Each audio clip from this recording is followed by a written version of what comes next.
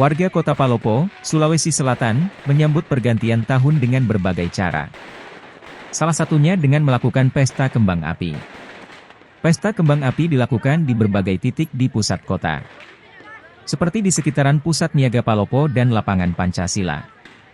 Warga memulai pesta kembang api sekitar pukul 10 WITA. Puncaknya ketika jarum jam menunjukkan pukul 0 WITA. Suara letusan kembang api semakin banyak terdengar. Letusan petasan memancarkan pijaran api warna-warni. Berikut suasana pesta kembang api di PNP Palopo.